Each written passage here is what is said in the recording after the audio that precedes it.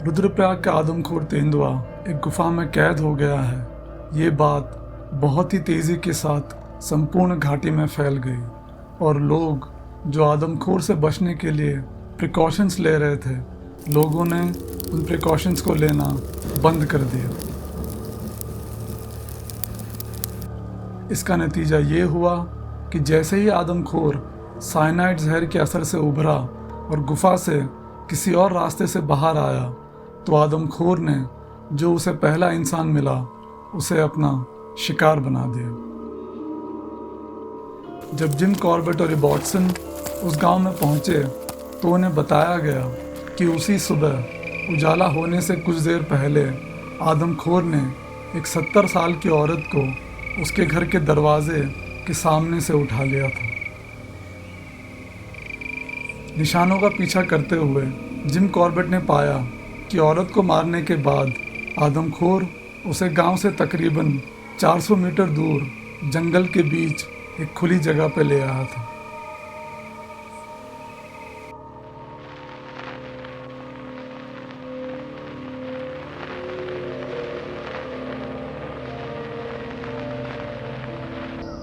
तो दोस्तों, नॉर्मली मैं AI का इस्तेमाल करता हूँ आपको वो सीन डिस्क्राइब करने के लिए, लेकिन इस वाले वीडियो में मैंने सोचा कि AI का यूज़ मैं थोड़ा कम करूँ और मैं वो सीन रिक्रिएट करने की कोशिश करूँ ऐसे ही जंगलों में आके, जिन जंगलों की जिम कॉर्बेट ने अपनी किताबों में बात करी है। तो जब उस आदमखोर ने उस बूढ़ी औरत को उठाया तो वो उसे गांव से तकरीबन 400 मीटर दूर एक पतला सा मैदान था जो तकरीबन 20 फीट लंबा था और 4 फीट के आसपास चौड़ा था। उसके एक सिरे पे, उस मैदान के एक सिरे पे गधेरा था और इस तरफ वो खुला मैदान था। तो जिम कॉर्बेट लिखते हैं कि जो बूढ़ी औरत थी वो उस मैदान में, जो एक गधेरा है, इस गधेरे से तकरीबन 5 फीट की दूरी पर ऐसी पड़ी थी। उसका सर ऊपर की तरफ था और पैर नीचे की तरफ था। अब जिम कॉर्बेट ने जो है और रॉबर्टसन ने उस पूरे एरिया का एक बस निरीक्षण किया और उन्हें मालूम पड़ा कि अगर वो आदमखोर आएगा इस शिकार पे दोबारा, तो उसने जो है उस खुले मैदान के रास्ते आना था। ठीक है, तो उन्होंने एक फुल प्रूफ प्लान बनाया। इतना फुल प्रूफ प्लान कि वो लिखते हैं कि उससे एक चूहे का बचना भी इम्पॉसिबल था।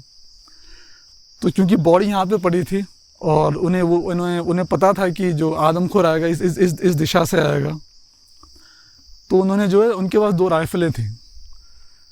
तो एक राइफल को उन्होंने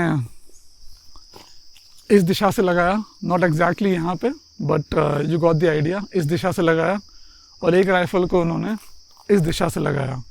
ऑफ कोर्स ये खुली जगह है, बट वहाँ पे उन्होंने उसको झाड़ियों के अंदर लगाया ताकि वो आदमखोर को दिखे ना। अब सवाल ये था कि वो उसको ट्रिगर कैसे करेंगे।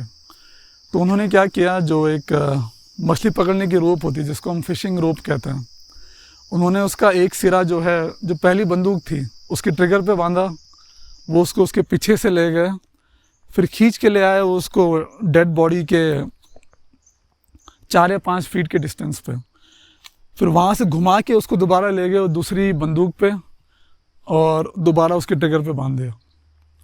फिर उन्होंने क्या किया कि जो औरत पड़ी थी उसकी कमर के आसपास उन्होंने उस धागे को बांधा, एक और धागा बांधा, और उस धागे को उन्होंने, वो जो धागा राइफल से आ रहा था बॉडी की तरफ, उस पर उन्होंने उसको बांध दिया और खींच दिया। वो इतना प्रिसाइसली बांधा गया धागा था कि अगर उस धागे पे हल्की सी भी अगर खींच होती तो उन दोनों राइफल ने ट्रिगर कर जाना था। अब उन्होंने एक और प्लान बनाया। उनके पास एक गिन ट्रैप था।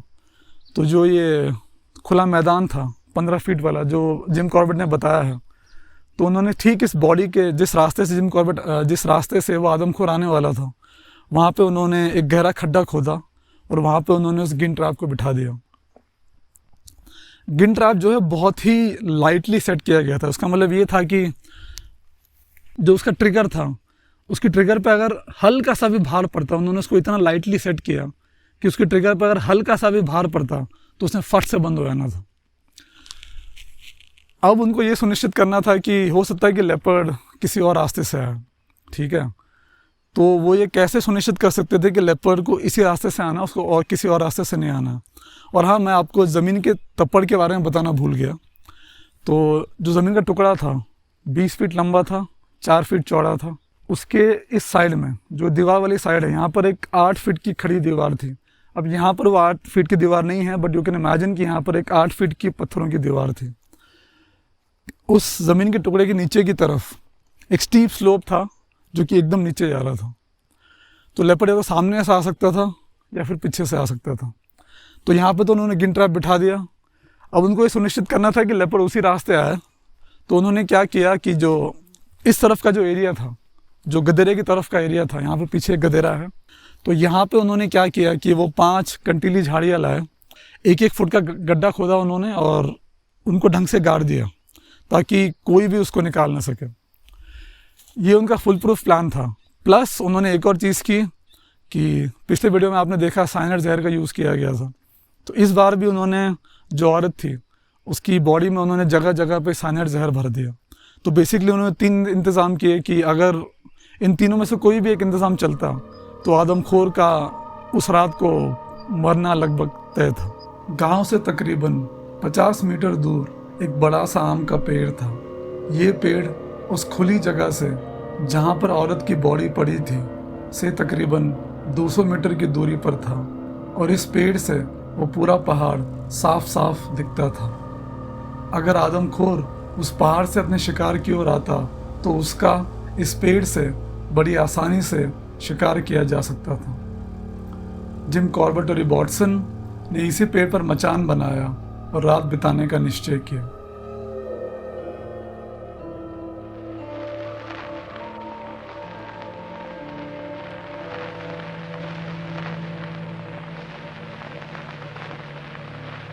जिम कॉर्बेट लिखते हैं कि जब शाम हुई तो 45 मिनट तक उन्होंने और रॉबर्टसन ने बहुत बारीकी से उस पूरे पहाड़ का निरीक्षण किया, लेकिन उन्हें वहाँ कोई भी हरकत नहीं दिखाई दी।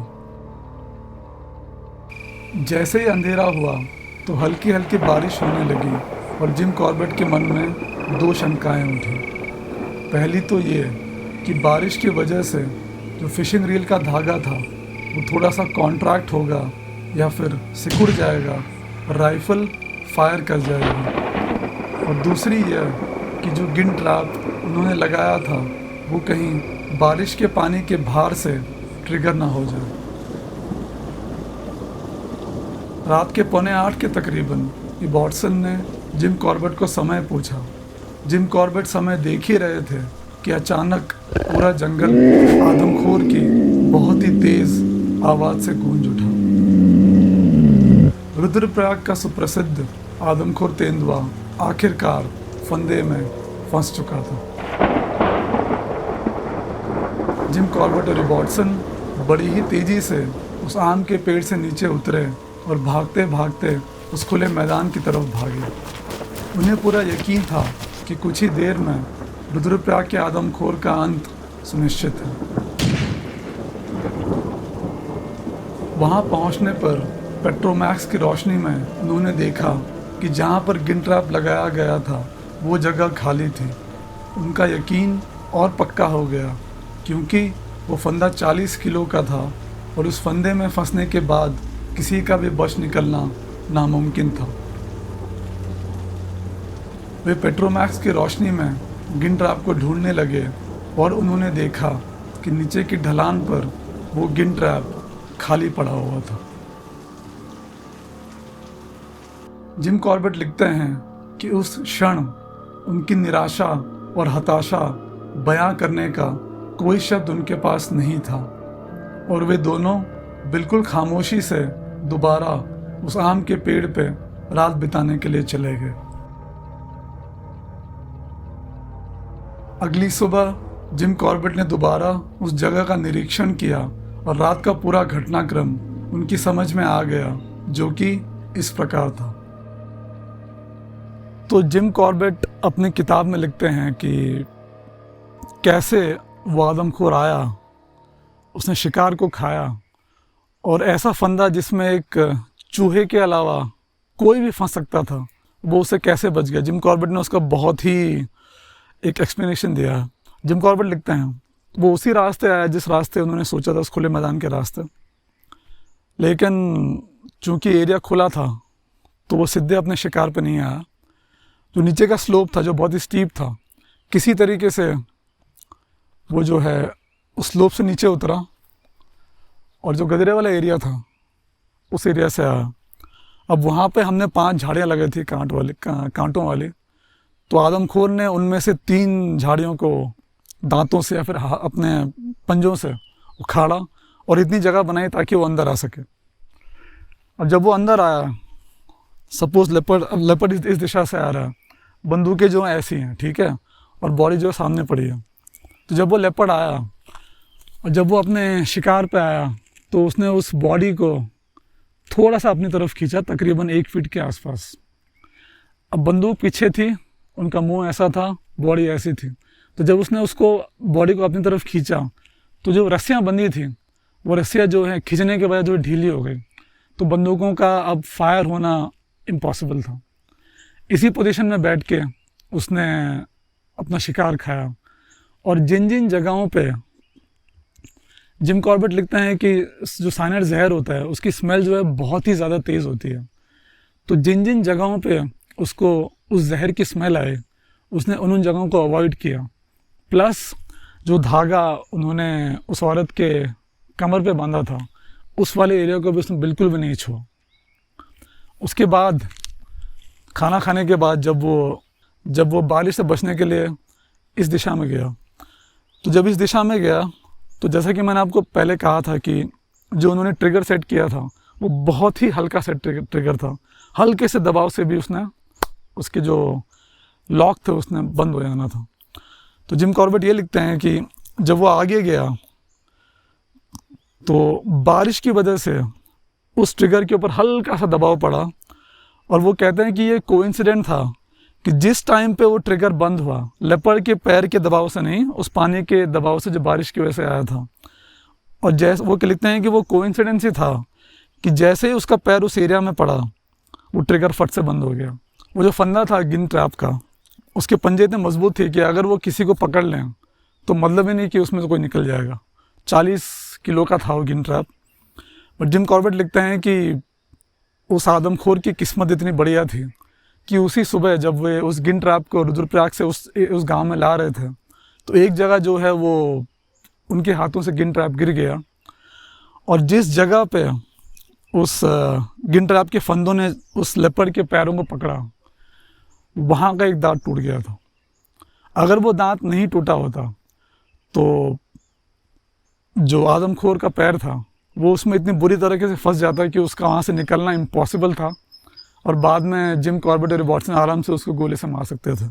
और उसका पैर वहीं पे फंसा जहाँ पे वो दांत टूटा हुआ था, जिसकी वजह से सिर्फ उसकी स्किन का थोड़ा सा टुकड़ा और उसके बाल उस गिन ट्रैप में फंसे, बाकी उसने अपने पैर को झटके से निकाला और उस गिन ट्रैप को छोड़ के वहाँ से चला गया। जिम कॉर्बेट लिखते हैं कि लगातार और निरंतर मिलती असफलताओं ने हताश करने के बजाय उनके डिटर्मिनेशन को और भी मजबूत और पक्का कर दिया था, और उन्हें यकीन था कि वह दिन अब दूर नहीं जब वे एक सच्चे शिकारी की तरह उस आदमखोर का अपनी राइफल से शिकार कर पाएंगे।